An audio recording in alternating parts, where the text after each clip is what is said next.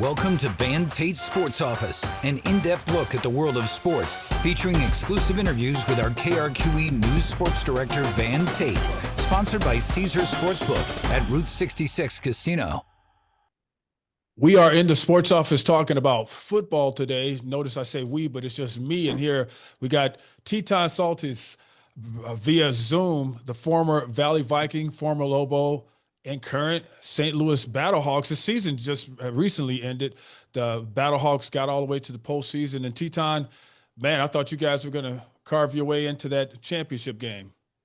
Man, you and me both. It's a tough loss, but that's the way of the sports world. I was watching you during the season, and I think, I mean, you look like you're ready to go to the NFL, man. I was looking at some games, and I just said, man, he's staying with his blocks. He's down the field, man. He's knocking people over. I mean, do you feel like you had that kind of jump in your career? Yeah, absolutely, man. I've had some hurdles in my career with injuries and whatnot, but nonetheless, I've been grinding. I've been working. I've been training with the best, and I feel like I'm finally at that point where I am you can see it on film, my my ability, and I've been working hard, man. Staying busy. Yeah. Well, and speaking of which, NFL, I'm sure that's still the dream. You're still young enough to pursue that, and talk about that. And are you giving yourself a time limit or anything like that? That's a good question. The work doesn't change regardless. I'm always going to keep working, keep grinding.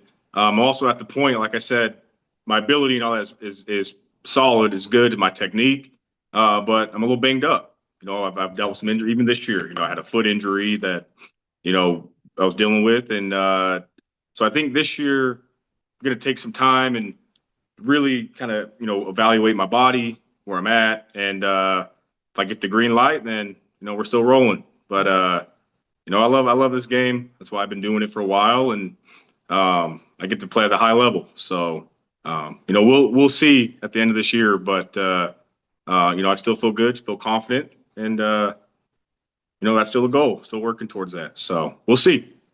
Teton playing offensive tackle for the Battlehawks. And I saw you on that right side, number 50. For anybody who wants to check them out or some old games on YouTube or whatever. But I was checking you out. But I was thinking about when Coach Davey was here, when you first got in, and how Coach Bob Davey was New Mexico's coach at that time, and how you got in and you were on the other side of the football. You ever get any kind of itching to go back to defense? And I mean, because that desire to go get in there and crack somebody and throw them down, I know how that is, man. You know what, man? I'm like 320 now, and I don't know if I have the defensive body conditioning yet, anymore. But you know what, man? I feel like that's what kind of makes me a good lineman. Typically, you have linemen that are just kind of, they get the job done. They're dependable. They're reliable. All that stuff, right? But for me, coming in with the D lineman mindset, it allowed me to attack, come off the ball, strike, and that aggressiveness kind of, made me, I don't want to say an anomaly, but you could see like, oh, okay, he's dirty, not in a bad way, but like he's grimy. He'll finish his blocks, all that stuff. And so that all kind of came from D-line, and it's funny you mentioned that. I want to say last year we had some D linemen get hurt in practice, and our head coach, Anthony Beck, heard I was a D lineman before, and so he threw me a blue hat to go on the scout team D line, and I was dicing them up, man. I was having fun. Did they reconsider? That they was like, hey, wait a minute, man. You know what? They were like, you know what? You can move pretty good. I'm like, Coach, I'm a lineman. I'm going to stay an O-line. Okay. Those D-line days are long gone, man. Hey, so you talked about how being a defensive lineman first had you in that kind of aggressive mindset, and I watched it. I watched you do just what you said. Like you were very aggressive and knocking people over, man. And it didn't look fun for the guy who was getting pancakes, But are you thinking that now maybe you'll end up in somebody's NFL camp? I'm hoping, man. I got some good film, so we'll see. The waiting games now. Good thing is we have a really connected staff. Everybody's played in the league for some of them 10+ years. Mm-hmm. Hell, we got like a future Hall of Famer on our staff, so we got like guys who have a lot of connections, and they're doing their job, making phone calls, sending film out. So hopefully I'll hear some good news here. But regardless, like I said, I get to play this game and do what I love to do and help people along the way. So NFL or not, I'm still living a dream and doing good things. Have you surprised yourself at all? Like exceeded your own expectations? Because like that journey from playing basketball at Valley to having enough people, me myself even telling you, hey man, you should be playing football. Like from that day on, have you exceeded your own expectations? You know what, man? Yes, to answer your question. I was always a very ambitious guy, and I had aspirations to, do big things, whether it's the sports world or, off the field, off the court, whatever. But just to look back on my journey, and I was thinking like before I got on here, man, it felt like yesterday when, this big, tall newscaster would come find me after basketball games and convinced me to throw some pads on, and yeah. and now I'm in I just finished my 5th professional season. So, time flies, but like I said, the journey that I've been on and the lessons I've learned, the people I've met, things I've been able to do, it's a blessing without a doubt. And I'm fortunate, very fortunate to have this journey, How close is there a gap? How close is it? Like I look at AAA baseball and regular baseball, the difference is those guys in the major league, they're consistent every day, whereas the guy in AAA, he might not be, but he's just as good. Is the gap close with the UFL and NFL? Like, do you see like players that, hey man, they could play there, they just need just a little bit more seasoning, or they just need time? Yeah, man. I mean, you hear a lot of people talk about the UFL and they call it like the minor league. And in a way, sure, but when you look at the talent, or they call it like the G League, right? Like the G League of the NFL. Right. It's a fair comparison, but at the same time, you look at our league with the UFL, there's guys that have had long careers in the NFL that have played there. I mean, almost everybody on every roster played in the NFL, was drafted. There's former first-round all picks, picks in this draft or in this league. Hell, there's even former all pros in this league. So I would say, obviously, it's not the NFL. The NFL is the best of the best, right? The cream of the crop. Right. But everybody in this league has been in the NFL. Everybody has, and that's coaches too. So it's a good league. It's a really, really good league, and each year the talent builds. So it's good ball. It's pro ball, and it's a condensed NFL season, I guess. The conversation is just getting started. We have more on the other side. We'll get back to the episode in a moment. Monica Wicki here, host of New Mexico Living. I wanted to let you know that this episode is sponsored by Route 66 Casino and Caesars Sportsbook. If you love sports and like having a little action on the game, Caesars Sportsbook is your go-to destination. For rewards and more info, go to Route66Casino.com. Now back to the episode. And football is not the only thing that you're doing, man. I remember you, being like a law student, doing different things like that, doing advocacy work and all that. Just talk about some of the projects you got going on right now. Yeah, man. So, as far as, I guess, football related, we got all kinds of camps coming up that we're getting ready to do. So like once I'm done here, I'm heading right up to South Dakota. We're doing a bunch of, free football camps for it's on the reservations there. And it's kind of peppered throughout. Right now we got a big youth humanitarian project going on in South Dakota with our family nonprofit, the Bear Project. And, we just built some youth safe shelters, and we putting up a big gym and all kinds of stuff that we're, doing for right now in South Dakota. But the work that we're doing is spreading out and, touching other places. And then, of course, I'm still very involved politically. maybe more so behind the scenes, but tribal politics, state, local, it's always been a passion of mine, and trying to get more people out there to, I guess, engage in the political system. Yeah. That's the way it was designed. That's the way it works. And so, if we're not engaging and doing our parts as citizens, then it's not going to work the way it was intended. So I'm passionate about, going that route as well. Politics and law, trying to, I guess, make a difference as much as I can and improve lives. So. Off season started, but we're just getting busy over here. So we're gonna keep up that work, man. Well. Speaking of keeping up that work, are you mainly going to stick with tribal issues, or are you going to venture out and maybe I see you running for office in New Mexico one day, or what? I've certainly considered that. Who knows? And I know I've been saying that for a while, but I'm definitely considering going back to school and maybe finishing up my law degree, or getting, math, public policy, whatever, right? Just going back to school and maybe running, who knows? Maybe Congress or whatever, state, local. But I would love to represent New Mexico and in that capacity. So we'll see, stay tuned. Hey, we got big guys like you that could put hands on somebody if we. No kidding, man. I'll keep things going straight. You said what? What? We're not doing that. Give him a stern look. Nah, we're not doing that. Exit out. Yeah. I think as far as you said, when I get done with football, I think you're gonna be out there for a while, man. From what you looked, and this just is my opinion. I have never seen you look like you did this year. I mean, you looked.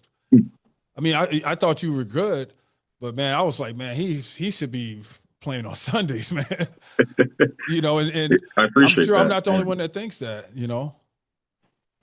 Well, yeah, I mean, I appreciate that. I feel like my if you want to call it lack of success as far as like sustainable in the NFL, it wasn't because I wasn't a good player or anything. It's just I've been beat up, been injured throughout my career. So hopefully luck falls my way a little bit this time and continue to stay healthy and, like I said, get my film out there because I know I'm a good player. I've been working for like a decade now, and now I just want to go out and be able to show it. What do you do all of the recovery stuff like the float tank and the cryotherapy and all that stuff to try to keep yourself ready to go? I mean, because your body's really like your paycheck. Yeah, you got to take it serious. I mean, I'm sure you've seen all the reports of like LeBron, these guys spending over $1 million on their body. If I had $1 million, I'd spend on my body. But I stay busy. I get like soft body tissue work, like massages. I go to the chiropractor. I'll get PRP injections if needed. Cryo, all that stuff. You just got to, like I said, our body's our paycheck. And no matter how good you are, you could be Lane Johnson, Joe Thomas, or somebody. But if you can't play, then you're no use. Like they say, your best ability is availability, and that's so true for like O lineman, in particular. So, yeah, it's a big part. How hard has that been, man, just to stay healthy? I mean, because you make that point. It sounds like that's a job within itself. It is, man, and I've noticed it as I've gotten older. I'm not that old, but I turned 27 this year, and I could feel a big difference from when I was in college to now, as far as recovery and body's hurting. Takes me days after a game to just be able to like move around a little bit. So and like I said, guys are bigger, stronger, faster now at this level and more experienced. So it takes a beating on you, but hey, that's part of the game, man. You know how it is. You just gotta. It's a tough game. It's a tough world, and football doesn't make you tougher. It's a game made for tough people. So sometimes you just gotta suck it up and go to work. The one thing I always tell people is that all those battles, all those things that you're doing in football, that's gonna be with you the rest of your life. Like you'll have some tough situation or whatever, and you'll get through it because you're just not used to just quitting. That's just not an option. You agree with that? 100%, man. I mean, that's one thing I love about football. Like one of my favorite quotes. Life ain't always about football, but football is always about life Yeah, and what you that's can a good learn from quote. it, the lessons, right? Like what it teaches you as far as toughness, adversity, getting through it. Not going around obstacles, but going directly through them. Mhm. Like football, it's poetic. It's like a brutal poetry. That's what I love about it. It's special. Stay with us. More conversation on the other side. Hey, so I could see you as a coach too. I mean, I think you would be a fantastic coach. Just because you seem to you think things out, and I see you being patient with trying to teach, which is needed, because sometimes you got the old school coaches, like when I was coming through, you got coaches that just yell at you, and that's all it's just the Right. yelling, man. That's all they do is it's coming, so you just get used to it, but everybody Yep. don't respond to that. Some people shut down when they get yelled at. I could see you pulling somebody to the side and explaining to them what they're doing wrong and trying to correct them, and just leading men, like a leader of men. I could see you in that role. Hmm.